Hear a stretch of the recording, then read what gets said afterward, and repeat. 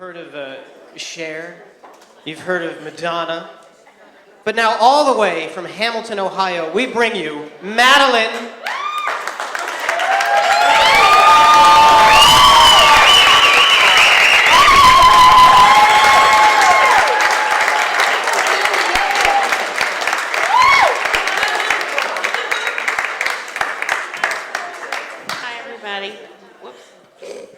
Okay, I'm almost 70. I'm the oldest person here, and I'm getting my notes out. My comedy in large print, so I can see it, okay? You have two choices when you fly. The first choice is you're gonna fly, you're gonna land, you're gonna go see your relatives, you're gonna do business. The second choice is you're gonna crash and die. There's nothing, there isn't anything in between. There's nothing. There's like one time out of, 10 years and 10 billion flights that they use those slides. And that's always on a runway, That's it. There is no choice. So they go through the seatbelt, must be secure and snug around your hips. Like, I'm going, well, where else would it be? I mean, it's right here. Of course, you get in, and the person was in there weighed like 25 pounds. I'm like, pull it way out like that. And they tell you with the aisle lights, in case of emergency, where are you going? You're in the same unit, and I know that if we're crashing, that I'm going to know the difference in an aisle and climbing over the seats, the backs of seats. I'm going to know that. And it doesn't matter if my tray table is down.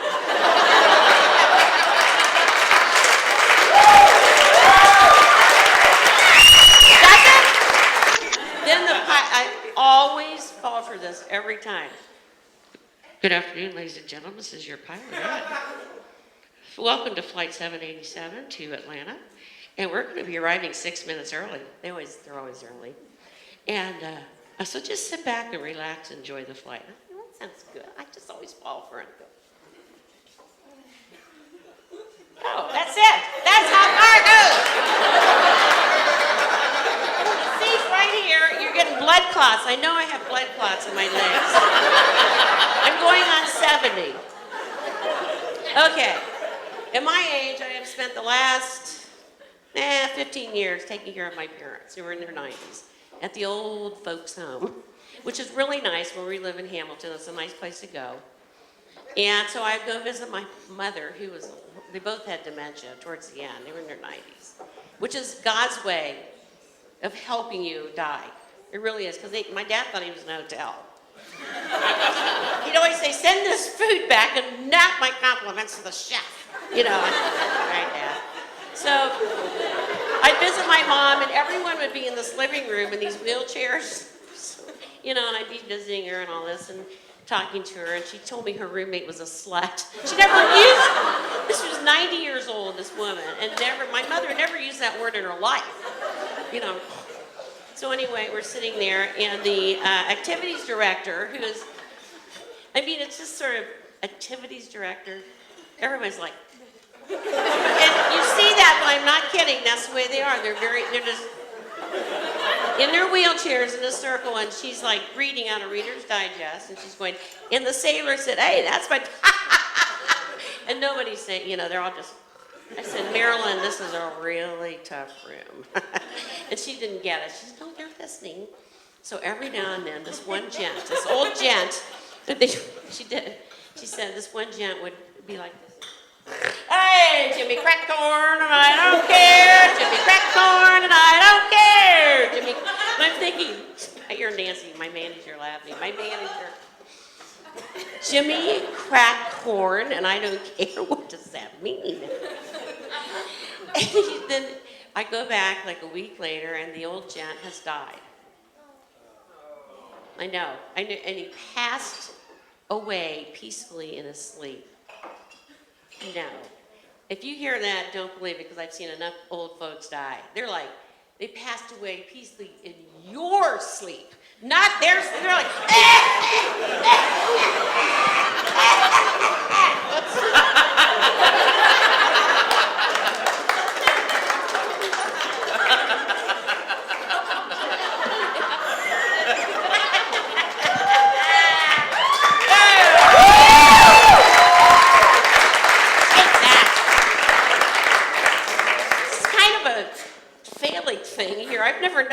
before, but it's a little strange. Isn't it? Of course, I've had 3 husbands.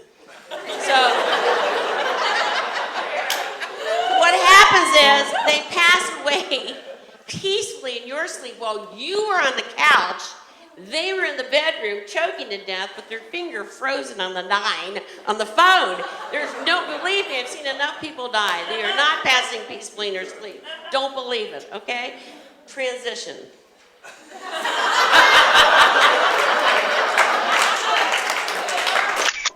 You're the worst person on earth to have in the front row. Good, you're laughing.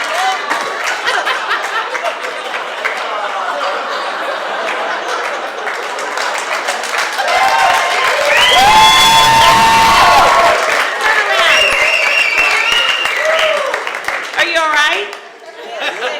No, I'm not all right. I mean, I'm scared to death. Oh, he doesn't see well. Well, just listen. Okay. One of my favorite people of all time is Queen Elizabeth II. I mean, she's so royal. I mean, she lives in this sort of fantasy world that's, the royalty.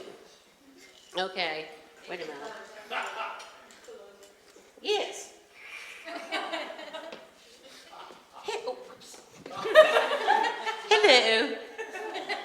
It's so nice to be here in the United States with my purse. She carries her purse in the castle. And I want you to know when Philip and I were quite young, and I knew that it was royalty's job to produce an heir. Of course, so I had 4 little horses. We called them little horse face, long in horses.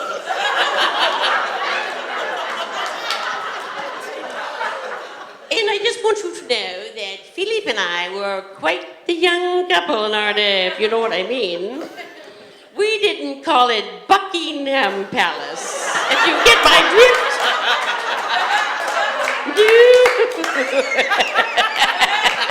I said, Philip, let's go over to the castle. And with that, oops, I'm having terrible mic problems. But here, let me just get a little short. I'm not very technical. I want to wish you all a very good evening. And I'm very proud of your elections. And please do see me in the palace if you come to England. Thank you very much.